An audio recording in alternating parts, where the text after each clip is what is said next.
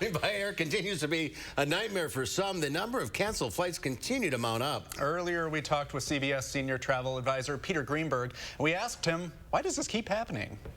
Good question, and very few answers, because we're dealing with overscheduled airlines, understaffed TSA, rising travel demand, which is only going to get bigger as we get closer to July 4th. And I haven't even thrown in weather. You have the ingredients here for a system meltdown. Remember, we saw it over Memorial Day, we saw it this past weekend, and July 4th is just around the corner. Yeah, it's very true. You also recommend not flying the last week of any month. Why is that? Well, this even predates the pandemic. Airlines have always had problems with crew scheduling the last 10 days of the month because flight crews, a lot of them will fly their maximum number of legal hours before we get to the last 10 days of the month, so they can't fly anymore, or they've flown their minimum number of required hours and don't want to fly the rest of the month.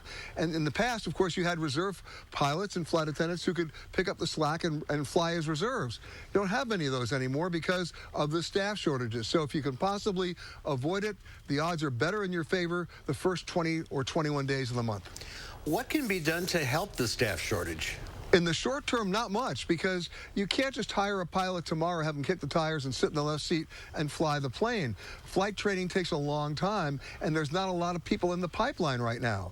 Remember, during the pandemic, a lot of airlines tried to save money by offering early buyout packages, early retirement packages to their staff. They thought about 4% might take it. Turns out about 14 to 15% did take it. Then travel comes roaring back. They don't have the people, but they actually added to their schedule because they saw the demand.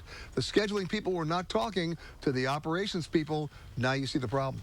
We've seen how all these problems can affect some of the larger airports, but what about the smaller airports? How does this affect travelers coming out of those? Well, if you're in Moline, Illinois, or Springfield, Illinois, or Toledo, Ohio, or Bangor, Maine, you have a problem because the airlines have been flying 50-seat regional jets there, which they no longer can afford to fly because of fuel prices and pilot salaries. In fact, if these planes are even 85% full, they lose money. So you're seeing airlines start to park those planes. American last week parked 100 of their jets, most of them those 50-seat regional jets, and they had to admit they didn't have the pilots to fly them. What happened this week? American announced they're pulling out of Toledo, Ohio. They're pulling out of Ithaca, New York. They're pulling out of Islip, Long Island as of Labor Day. That means that in September, those airports no longer will be served by American Airlines, and this is going to start to happen at many airports around the country. What's the result of that?